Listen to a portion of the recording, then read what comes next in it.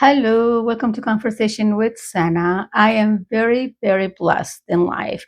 I have been able to travel to 40 countries as well as visit all 50 states. Today, I'm going to share my experience of traveling to Singapore. So let's have some fun, enjoy escaping to different parts of the world that are completely exotic and different from where we live. So this particular trip, Singapore was a hub connecting for traveling to Cambodia and Vietnam. Before traveling, always check passport requirement. Check to see if you need a visa. For Singapore, as a U.S. citizen, you don't need a visa, but you do need to complete an arrival form within 3 days of travel. We traveled with United, and United sent us notification of the documentation that we needed. So that was really a benefit, utilizing the United airline and the app. Also, we didn't really do any currency exchange. We were able to use the credit card Visa when we were in Singapore. And for the credit cards, make sure that you actually get a credit card that doesn't charge any fees, and always use the local currency. Bring your phones, of course, and utilize eSIM if your plan doesn't have international. T-Mobile, I have an international plan and it covers a lot of the countries, but a lot of people use an eSIM.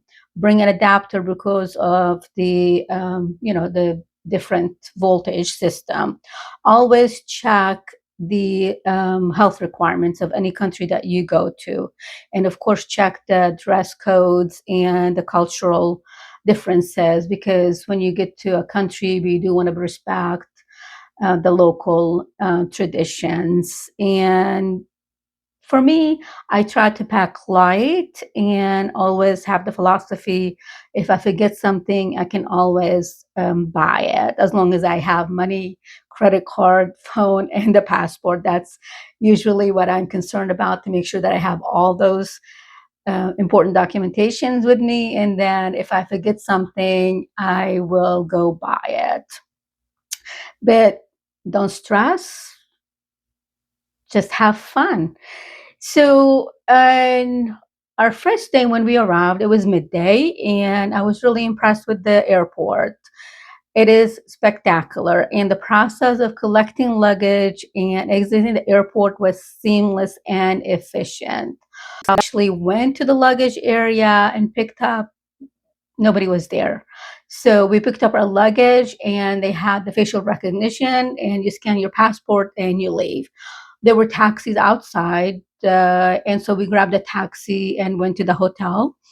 Our hotel was located in Orchard Street, which is a very popular area for shops and restaurants and hotels. Like I said, there is the MRT station located close to the hotel area, but we actually didn't utilize it. We used the taxis. Singapore is really a unique city. Is made up of 60 of the city itself and 60 surrounding island. It's extremely populated, yet very, very clean. And trust me, when I say clean, it is clean. And it's supposedly one of the cleanest cities in the world. They have a very strict laws and make sure that you follow. And that's what keeps it clean. They're strict laws, and it's called the Garden City.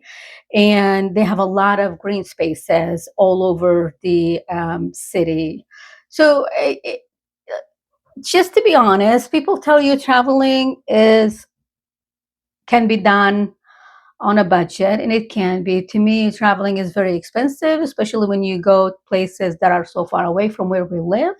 Getting there is not cheap, and but when you get there, you can find ways where you can be economical. And but to me, when I'm traveling and going places, I don't want to like count every penny, every dollar. I usually have an idea of how much I want to spend, and uh, try not to stress or worry about, okay, I can't do this today and I can eat there and I can, those are the things that I try not to worry about, because I feel like when I get to a place, I have a good idea of how much I have and how much I want to spend.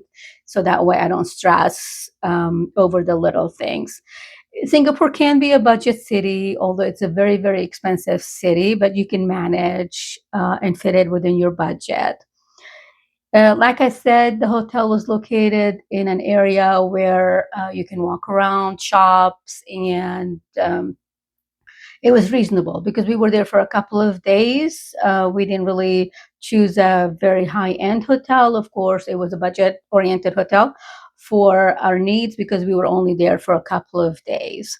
So when we got to the hotel, the check in, we were not able to check in. So we actually left our luggage and decided to go explore.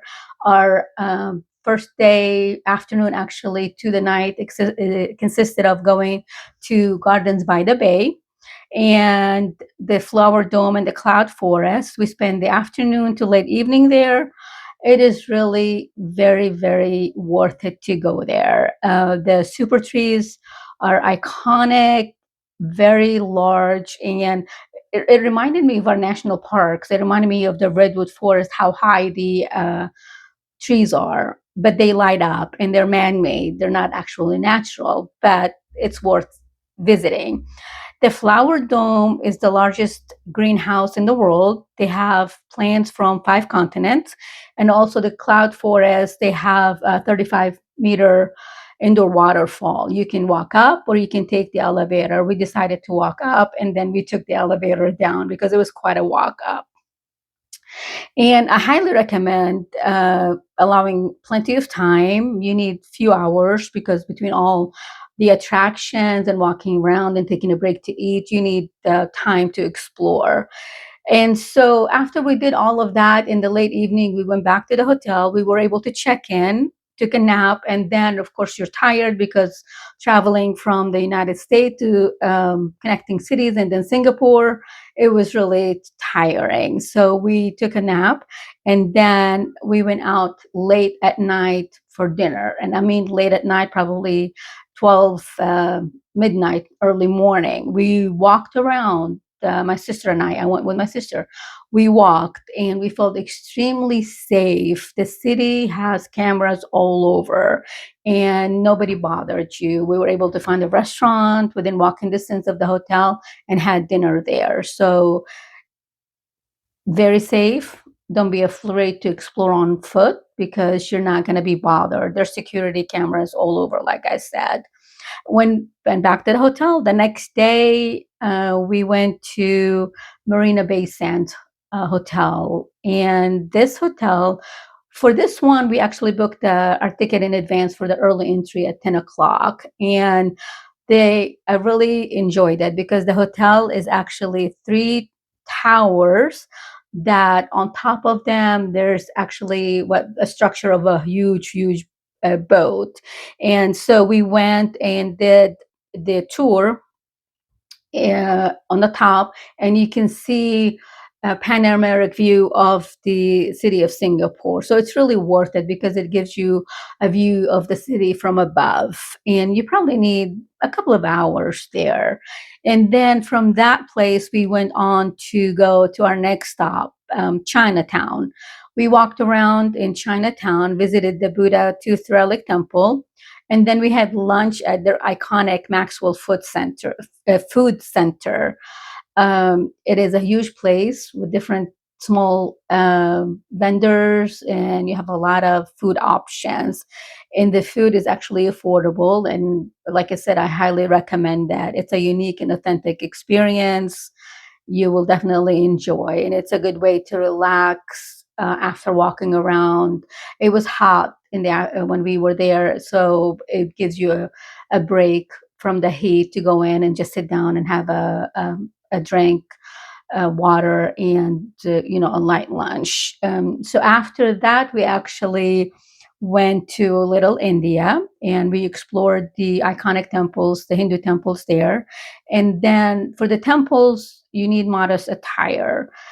And actually, we forgot we wore shorts and tops, and they had a wrap that you can put as a lady around you, and make sure that you're dressed, modestly uh, on top, because they don't want you to go with sleeveless and tank tops and things like that. Little India is vibrant, full of shops and colors and restaurants. So really, it's worth visiting and walking around. And of course, the Hindu temples that are iconic of Little India, and they're worth seeing. We really packed a lot of different things in a couple of days that we were there. So after that, we went back to the hotel, tired, relaxed for a little bit. And then, because it was raining as well, we can really walk around, and we didn't want to go shopping indoors. So we decided to go back to the hotel. And then at night, we went to Clark Key. And Clark Key is a historic riverside area. It's known for nightlife, bars, and restaurants, and fine dining area. This used to be a commercial warehouses, and it's been transferred into transformed, I should say, into this city full of restaurants, shops, and with the river views. So it's really worth going there, just having dinner, sit outside, and just take in the atmosphere. I have to be honest, it's expensive, so prepare to pay, but you're paying, of course, like anywhere you go into a restaurant, for the ambiance, for the atmosphere. And, the food was good, but again, you're paying for the atmosphere and having the river view. So, again, we packed a lot of stuff in 2 days, but it was really fun to explore the city. It's friendly. Generally, it's casual dress and easy to explore. There's a lot of places where you can do on foot. For us, we didn't do the train stations. We did taxis, and they were reasonably priced. And um, for me, to be quite honest, I'm very grateful for the experience. I enjoyed it, and I'm glad I was able to see it firsthand. However, it isn't one of those cities that I would want to go back to anytime soon, unless someone tells me, "Hey, Senna, I'm paying for your trip to Singapore." I'm like, "Let's go," but it would not be an option for me to go back. It was enjoyable, fun. We got to experience it, but like I said, it would not be a city that I would go back to. Uh, New York would be a place that you'll always go back to and you never be bored. Paris, London, those places, there's an energy in those cities. I didn't feel that in Singapore. It was enjoyable, like I said, but it was a calming vibes. That makes any sense, but I'm glad I was able to go and experience it. Um, I really appreciate you watching. Please keep in mind, this is my experience of the city. And like I said, we packed a lot of stuff in 2 days. And trust me when I said 2 days, because on that third day, we woke up and we moved on to our flight to Cambodia. And I will actually do a video on Cambodia and Vietnam, because they are really worth going to. Both countries are worth exploring and learning about their history. So I will do a video on them. I appreciate you watching. If you enjoyed it, please subscribe and like and tell people about it. I'm trying to develop that channel, and I want to do different things to talk about travel, life experiences, and anything that impact us. Again, thank you so much for watching. I appreciate it.